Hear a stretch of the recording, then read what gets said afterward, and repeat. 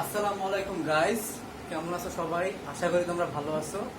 আজকে একটা সমস্যার কথা বলছিল ঐশী, সেটা হচ্ছে অ্যাকাউন্টিং 4 চ্যাপ্টারের প্রবলেম। তো অ্যাকাউন্টিং 4 চ্যাপ্টারটা ইজিলি যাতে বুঝাইতে পারি, তাই ভিডিওটা ভালো মতো ফোকাস করো, বেশি বড় করব না, শর্টকাটলি করে দিচ্ছি। So number 1, accounting 4 chapter. Accounting 4 চ্যাপ্টারটা মূলত হচ্ছে মূলধন ও মুনাফা জাতীয় লেনদেন নিয়ে। তো মূলধন জাতীয় লেনদেন, মুনাফা জাতীয় লেনদেন এবং আরেকটা টার্ম হচ্ছে বিলম্বিত মুনাফা জাতীয় লেনদেন। তো আমি আবারও বলি, লেনদেন জিনিসটা কি তুমি ভালো মতোই জানো, মূলধন ও মুনাফা জাতীয় লেনদেনটা কি।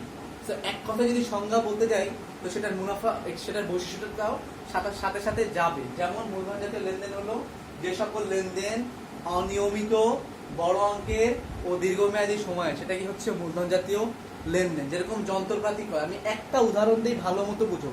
যন্ত্রপাতি ক্রয় সেটা হচ্ছে অনিয়মিত, তুমি কি যন্ত্রপাতি তোমার কোম্পানির জন্য প্রতিদিন কিনবা না, একটা অধিক বড় অঙ্কের টাকা দিয়া দীর্ঘ সময়ের জন্য যে কিনবা সেই যন্ত্রপাতিটা, এবং সেটা অনিয়মিত থাকবে, তুমি রেগুলার সেই যন্ত্রপাতিটা কিনবা না। তার মানে যন্ত্রপাতির মধ্যে এই তিনটা বৈশিষ্ট্যই পড়ে। সো কোনো লেনদেন মূলধন জাতীয় নাকি মুনাফা জাতীয়, সেটা ডিপেন্ড করবে 3 ক্যারেক্টারিস্টিকের উপর। The number 1 characteristic is it has to be about large amount. Large অ্যামাউন্টের হইতে হবে, এটা ইরেগুলার হইতে হবে, অ্যান্ড এটা হচ্ছে লং টার্ম হইতে হবে, টাইমটা হতে হবে লং টার্ম, তাহলেই হবে সেটা মূলধন জাতীয় লেনদেন, লাইক যন্ত্রপাতি। ঠিক আছে। নাম্বার 2 হচ্ছে মুনাফা জাতীয় লেনদেন। মুনাফা জাতীয় লেনদেন মানে মুনাফা কাকে বলে? মুনাফা কাকে বলে? মুনাফা কাকে বলে এই জিনিসটা তো তোমাদের জানার কথা, তবু আমি বলে দিচ্ছি। মুনাফার কয়েকটা সংজ্ঞা আছে, কয়েকটা সংজ্ঞা আছে। বিনিয়োগ হতে, কোনো কিছুর বিনিয়োগ হতে প্রাপ্তিকেই মুনাফা বলে, এরকম একটা সংজ্ঞা দিতে পারো। ঠিক আছে। মূলধনের পুরস্কার হচ্ছে মুনাফা, যে কোনো মুনাফার সংজ্ঞা দেওয়া যায়। মুনাফা জাতীয় লেনদেনটা হচ্ছে যে লেনদেনটা নিয়মিত হবে, যেরকম বেতন প্রদান, বেতন প্রদান, বেতন প্রদান, বিক্রয়, অর্থাৎ এই লেনদেনগুলো হতে হবে নিয়মিত, রেগুলার, রেগুলার। আচ্ছা, এটা টাকা হবে ছোট অঙ্কের। কখনো বেতনের টাকা কি 20 লাখ দেখছো? না, বাট একটা যন্ত্রপাতির দাম 20 লাখ হয়ে থাকে। আর এটার টাইমটা হবে স্বল্প সময়। বুঝবো কিভাবে? ভাইয়া এটা 1 বছরের ভিতরে এই লেনদেনটার কাজ হবে। আচ্ছা, এরপর কি এটা রেগুলার, রেগুলার হবে, মাস বাই মাস হবে। 3 নাম্বার জিনিসটা হচ্ছে এটা টাকার অঙ্কের পরিমাণ কম হবে, সেটা হচ্ছে মূলধন এবং মুনাফা জাতীয় লেনদেনের বৈশিষ্ট্য। ঠিক আছে। আশা করি এই দুইটা জিনিস মোটামুটি ক্লিয়ার, যে কিভাবে বুঝবো ভাইয়া একটা লেনদেন দেন আপনি, এটা আমি কিভাবে বুঝবো মূলধন জাতীয় ব্যয়। বুঝার কায়দা হচ্ছে নাম্বার 1 ভাইয়া, এটা হতে হবে অনিয়মিত, এটা রেগুলার যাবে না মূলধন জাতীয় ক্ষেত্রে। 2 নাম্বার হচ্ছে এটা টাকা হবে বড় অঙ্কের, এটা আমরা ইউজ করতে পারবো দীর্ঘ সময় ধরে। ভাইয়া উদাহরণ দেন কয়েকটা। উদাহরণগুলো হচ্ছে মূলধন, সেটা আমরা দীর্ঘ সময় দিই, জমি, দালান কোঠা, আসবাবপত্র, সকল কিছু, সংস্থাপন, সকল কিছু আমরা দীর্ঘ সময়ের জন্য ইউজ করে থাকি। যেরকম দালান কোঠা নির্মাণ, জমির রেজিস্ট্রেশন ব্যয়, সবকিছু আমরা মূলধন জাতীয় ব্যয় হিসেবে নিয়ে থাকি। এখন কথা হচ্ছে প্রশ্ন কি, কোশ্চেন আসে কিভাবে, এটা হচ্ছে প্রশ্ন। কোশ্চেন আসে হচ্ছে মূলধন জাতীয় ব্যয়ের বৈশিষ্ট্য নয় কোনটি, মুনাফা জাতীয় ব্যয়ের বৈশিষ্ট্য নয় কোনটি। ঠিক আছে, এরকম ভাবে কোশ্চেন আসতে পারে ভাই এমসিকিউতে। আচ্ছা, শিখতে হবে কি কি? শিখতে হবে নাম্বার 1 কোনটা মূলধন জাতীয় প্রাপ্তি, কোনটা মূলধন জাতীয় আয়, কোনটা মুনাফা জাতীয় প্রাপ্তি, কোনটা মুনাফা জাতীয় আয়। ঠিক আছে। তারপর শিখতে হবে কোনটা বিলম্বিত মুনাফা জাতীয় ব্যয়। এই জিনিসগুলো মূল টার্ম। আমরা মেজরিটি ক্ষেত্রে যে জিনিসটা ভুল করি সেটা হচ্ছে বিলম্বিত মুনাফা জাতীয় ব্যয়ের ক্ষেত্রে ভুল করে থাকি। আরেকটা জিনিস, খুব ইজি একটা জিনিস বলি, মূলধন জাতীয় আয়, মূলধন জাতীয় ব্যয়, সেটা যায় আর্থিক অবস্থার বিবরণীতে। যত প্রকার আর্থিক অবস্থার বিবরণীতে যেহেতু সম্পদ, দায়, মালিকানা সূত্র হিসাব করি, তার মানে মূলধন জাতীয় আয়, মূলধন জাতীয় ব্যয় যায় আর্থিক অবস্থার বিবরণীতে। এটা কোশ্চেন আসতে পারে। মুনাফা জাতীয় আয়, মুনাফা জাতীয় ব্যয় দেখে আমরা আয় ব্যয় বিবরণীতে, একটুখানি মাথায় রাখতে হবে। ক্লিয়ার? আচ্ছা, এবার আমি একটা জিনিস তোমাদের ক্লিয়ার করে দিই, মূলধন জাতীয় প্রাপ্তি আর মূলধন জাতীয় আয়টা কি, এটা একটু বুঝতে হবে এবং মাথা খাটায়া বুঝতে হবে। What is the differences between তুমি একটা জিনিস পেয়ে গেছো এবং তোমার আয়টা কত হয়েছে। প্রাপ্তি জিনিসটা কি, খুব ইজিলি বলি, প্রাপ্তি বা আয়টা কি, যন্ত্রপাতি ক্রয় 10,000, যন্ত্রপাতি বিক্রয় 8,000। তুমি যন্ত্রপাতি কিনলা 10,000 টাকা দিয়া, বিক্রি করলা 8,000 টাকা দিয়া। এখন কথা কোশ্চেন হচ্ছে ভাইয়া প্রাপ্তি কত। তুমি বিক্রির সময় যে টাকাটা পায়া গেছো সেটা হচ্ছে তোমার প্রাপ্তি। প্রাপ্তি কত? 8,000 টাকা। প্রাপ্তি কত? 8,000 টাকা। এখন লাভ কত? লাভটা হচ্ছে যেহেতু তুমি 10,000 টাকা দিয়ে কিনছো, 8,000 টাকা দিয়ে বিক্রি করছো, লাভ হচ্ছে তোমার 2,000 টাকা। লাভ কত? সরি বিক্রি করছো, সরি কি বলি, বিক্রি করছো ধরো 12,000 টাকা দিয়ে, প্রাপ্তি কত? 12,000, লাভ কত? 2,000। এটাই হচ্ছে মূলধন জাতীয় আয় আর মূলধন জাতীয় প্রাপ্তির ভিতরে পার্থক্য। ব্যাপারটা ক্লিয়ার? আচ্ছা, এখন ভাই কোশ্চেন কি, কোশ্চেন হচ্ছে মূলধন জাতীয় প্রদান আর মূলধন জাতীয় ব্যয়ের পার্থক্যটাতে দেখি, প্রদত্ত বা ব্যয়ের পার্থক্যটা কি। ভাইয়া সিস্টেমটা একই, সেটা হচ্ছে তুমি একটা সার্টেন এই টাইমের কারণে ধরো তুমি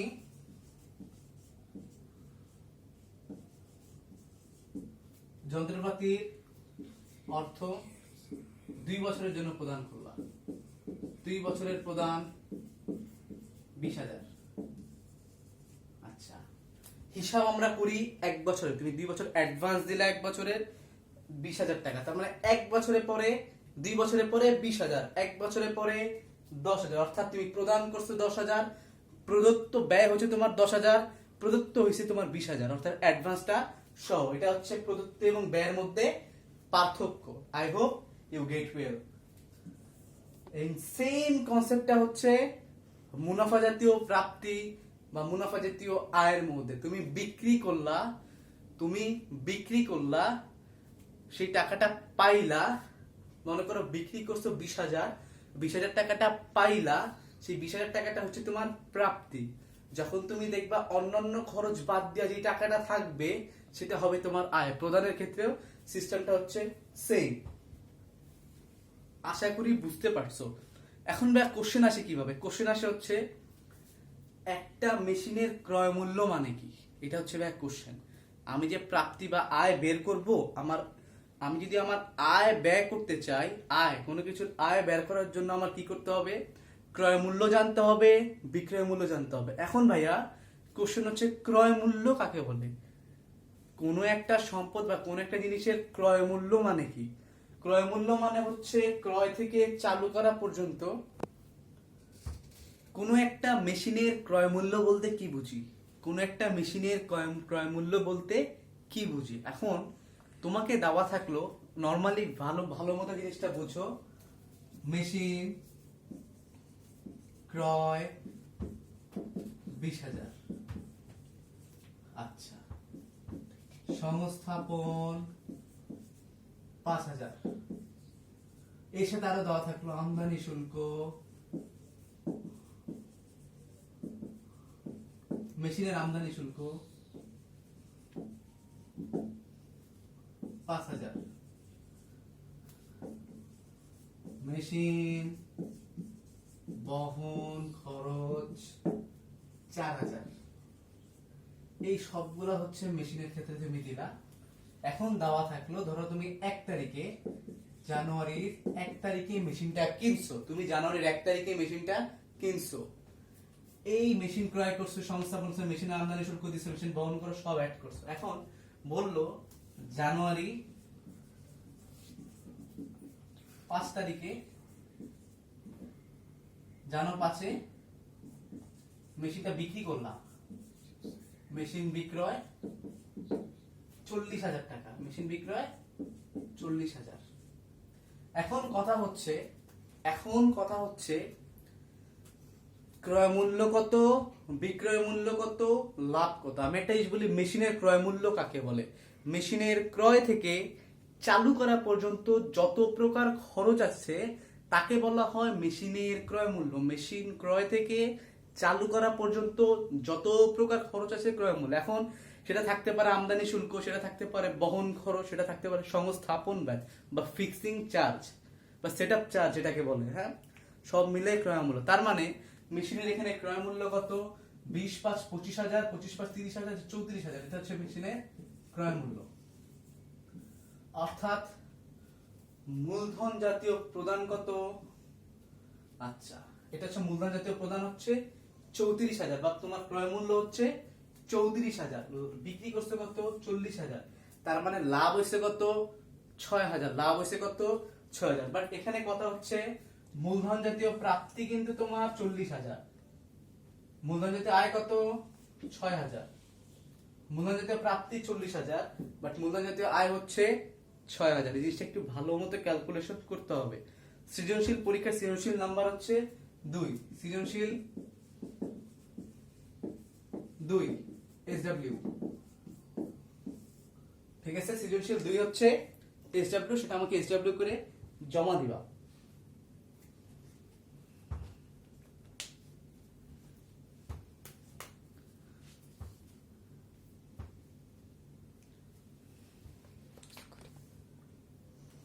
আচ্ছা, তো এই হচ্ছে তোমার মোটামুটি মূলধন জাতীয় আয়, মূলধন জাতীয় ব্যয় জিনিসটা, কনসেপ্টটা আমি বুঝাই দিছি।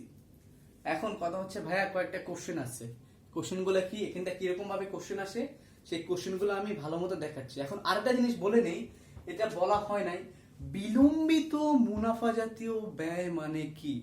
বিলম্বিত মুনাফা জাতীয় ব্যয় মানে কি সেটা আমি একটু দেখাচ্ছি, ভালো মতো তোমরা খেয়াল করো।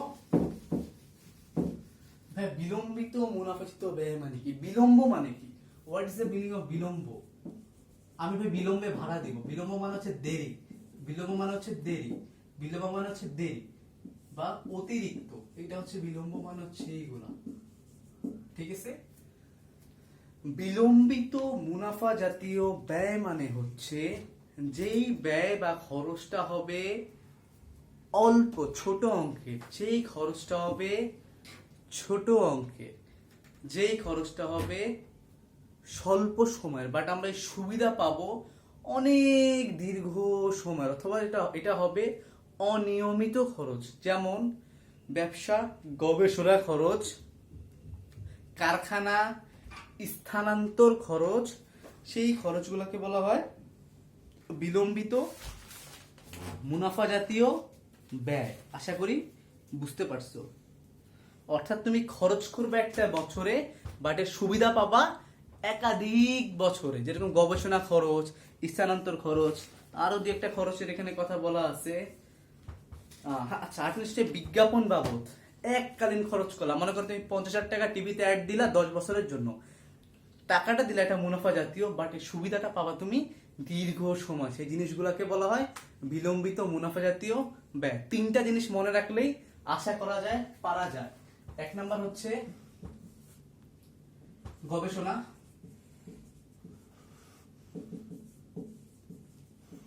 ব্যবসা স্থানান্তর, আটটা হচ্ছে দীর্ঘ সময় বিজ্ঞাপন। এই খরচগুলো হচ্ছে মূলত বিলম্বিত। তোমাদের জন্য সেই ঘামে ফ্যান বন্ধ করে ভিডিও করতেছে, নাহলে আওয়াজ পাবা না। দয়া করে ঠিক মতো লেখাপড়া করো, ঠিক আছে? তার মানে এই জিনিসগুলো হচ্ছে বিলম্বিত মুনাফা জাতীয় ব্যয়। এখন আশা করি তোমরা যে কোনো একটা এন্ট্রি দেখে একটু ইজিলি চিন্তা করে, এই তিনটা বৈশিষ্ট্য চিন্তা করে ইজিলি বুঝতে পারবা। পজ।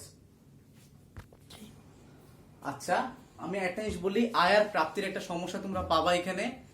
ধরো কমিশন প্রাপ্তি 50,000 টাকা দেওয়া আছে, ব্র্যাকেটে দেওয়া থাকলো 4,000 টাকা পরবর্তী বছরের জন্য। ভালো মতো বুঝো, দেখো দেওয়া আছে ধরো কমিশন প্রাপ্তি 50,000, ব্র্যাকেটে দেওয়া আছে 4,000 পরবর্তী বছরের জন্য।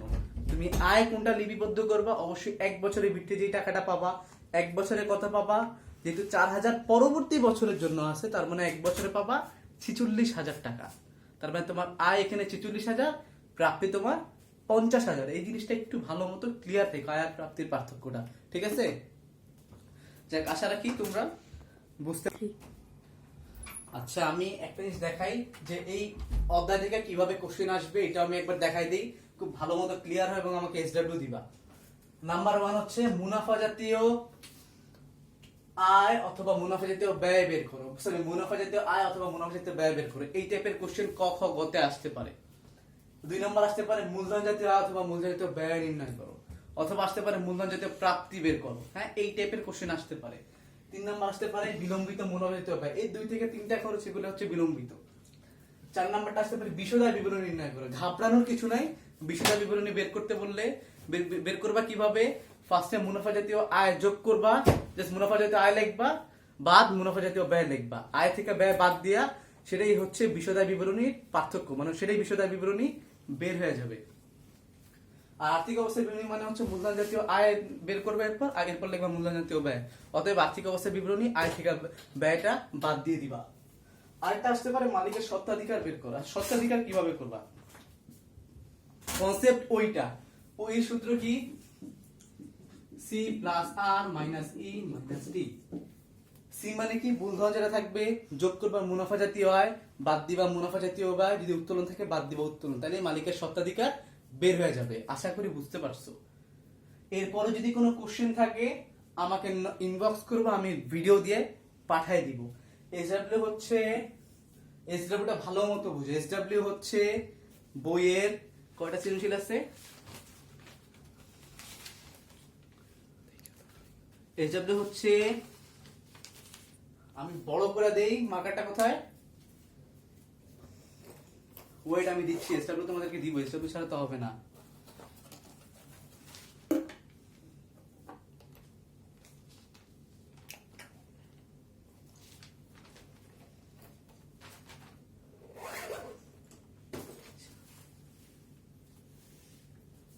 এক দুই এসডব্লিউ চ্যাপ্টার 4 সিকিউ 1 2 4। আমাকে এসডব্লিউ দেখাবা, এট এনি হাউ আমাকে এসডব্লিউ সাবমিট করবা। ক্লিয়ার ব্যাপারটা? ঠিক আছে। স্যার রমিলেরটা আমি দেই নাই, সেটাও বলে দেই। রমিল চ্যাপ্টার 9 এর সিকিউ গুলা আমাকে এসডব্লিউ দিবা। এই হচ্ছে তোমাদের আজকের মতো। ভালো থাকো, stay safe, stay happy, by.